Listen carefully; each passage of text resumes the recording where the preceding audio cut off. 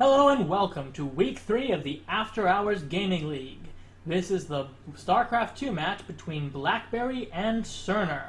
And this week we have a special guest caster, Sarah Kerrigan, the Queen of Blades. She'll be providing expert commentary psionically to the Zerg Swarm.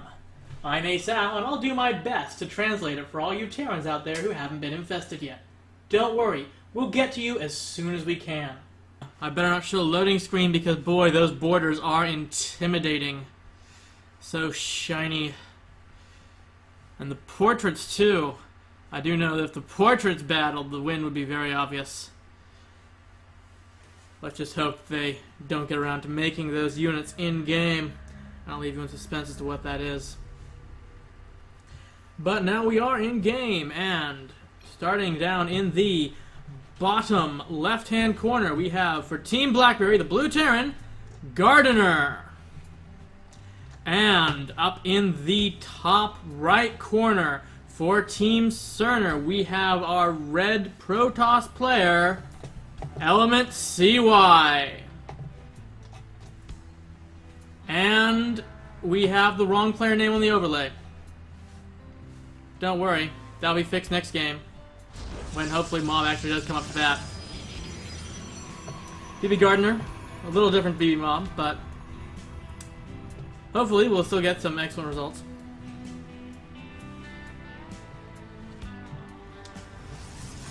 Nothing particularly different to start with. No cheese yet. I do love when that first pylon is a proxy, but that's just because it means the game is short and easy. But no, they're both going for the long, drawn-out game where anything can happen. And with the scouting lead, we find Gardener will know which anything will happen. There it is. Just a reminder, this is the After Hours Gaming League. Week 3, been very good so far. A lot of good matches, and even though Team BlackBerry did lose last week, the person we lost to is now #1 in the standings, so we can therefore feel a little better about ourselves. It's not just us. They've been wrecking everyone. Cerner, not wrecking everyone. In fact, due to how the matches are set up, Cerner has a very similar record to BlackBerry. So far, we expect it to be a very close game, but I think the fact that Gardener has scouted and ElementCy has not is giving the most decisive advantage you can get right now to Gardener.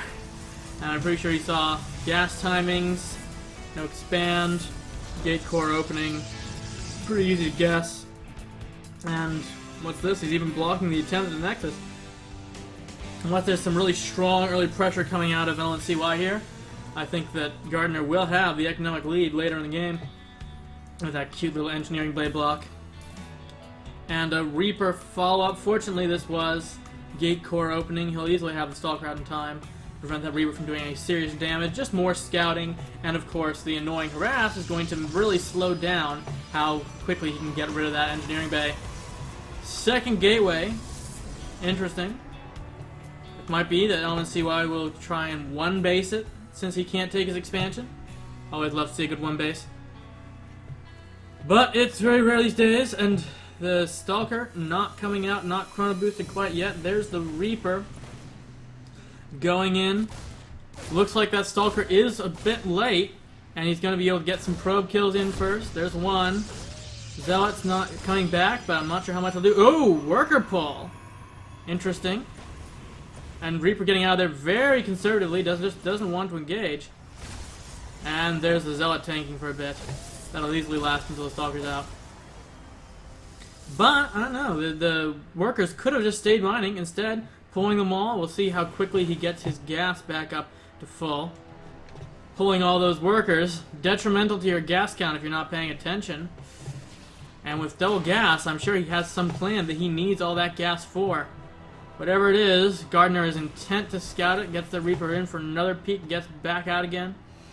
Workers still missing on gas fronts. No attempt at taking that second base. And if he wasn't scared of the Reaper, this Zealot and Stalker could have cleared up the engineering bay by now. But no. No, it's just more Stalkers. Still chrono boosting Warp Gate. I think he's got some one-base play in mind. And let's see what's Gardener got back up there. Just building up some Marines, Widow Mines. Plenty of tech. He should be fine. He's already got a missile turret. A very early missile turret in case of a Stargate. But no, this robotic facility, more likely it's going to be some sort of blink. Maybe warp prism. Ooh. And there's Reaper getting another look. He's going to be spotting the mothership core coming in. He's spotting the robotics facility. Knows blink's done. Well, he's got a good look. I'm not sure what ElementCy's plan is. But he does have his full gas coming up, so if he can do something gassy with that robo, he can. Funny, if he was going to be doing some sort of proxy gate attack, he had the warp gate research in time. He's stuck on one base, but no, he still only has 2 gates, no forward pylon. Looks like he's playing a very defensive one base, which, you know, defensive one base works on the small maps. Maps smaller than Steps of War. And let's be honest, those have never been in map pool. So now, Twilight Council and a robotics facility. This might be some sort of late blink immortal. All in. Maybe he feels the immortal is necessary to take out the engineering base. Still hasn't cleared that out. And Gardner's building his second command center in base already. He'll be able to expand easily. Still massing Marines. Got some medevacs and mines ready. In fact, speaking of medevacs and mines, let's watch this go up the side of the map. Absolutely no map vision for ElementCy. He's only just now set out a scouting probe. Probably going to try and make a proxy pylon down there, but there's just no way he could have seen this. Mothership core hanging back to defend might be able to help, but does he have an observer out yet? No observer out yet. He's been focusing instead on getting an immortal from that engine robo A, and that means that there's no detection. One base needs to be mining for the one base strategy to work, and it's going to be a while before he can be mining on his base again. Needs to get the robotics facility, no forge. The only thing he can do is to build an observer. So until that observer is out, ElementCy is in strife. Technically, yes, he can go back to mining, but I really wouldn't recommend it, and now we'll see why. Well, that mothership core in the line of duty. Guess that does give him some mining time that he desperately needs. There's the observer starting, but the Widow Mines will get off another volley. I don't see anything there to tank the shots yet. So we'll see how the probe count looks. Already he's lost 17 probes, which would have kept him there. Oh, now there's some good sense. Great timing sense there. He knows almost exactly when the mines are there. Almost! Pulling them back right as they're grouped up. Ouch, the pain! The pain! And the observer's there now. 5 probes to 34. Gardner has killed 25 probes, and he's safe to just take straight up to battle cruisers at this rate. Proxy pylon in a very conspicuous location to block the third. No need for a third when your opponent's struggling to even get one initial mining base. Still a massive economic lead for Gardner, and you can see he's turning that into Marines. He's getting stim and more medevacs. There could be 1-1 timing here with the Marines and stim. Would like to have a few more Marauders against the Stalkers, but really against this many Stalkers, he can overwhelm with Marines. There is one Immortal, but we'll see if that one remembers to get used. And yeah, at least ElementCy is now starting to scout for extra bases. Double drops going out from Gardner. He probably expects some sort of expansion to have gone up, but no. That's not how this game is being played. And there's the army ready for a drop. Let's see if they manage to catch it. There is this medevac full of troops just waiting to get sniped. But first, he's going into the natural. And spots no base. And then he'll drop over there. Well, this medevac waits for the distraction to occur. It's almost as if he knows that's where ElementCy's army is. Stargate. Interesting. Probably trying to deny drops. And this drop shut down very well. Had his army in just the right place. But there's another drop.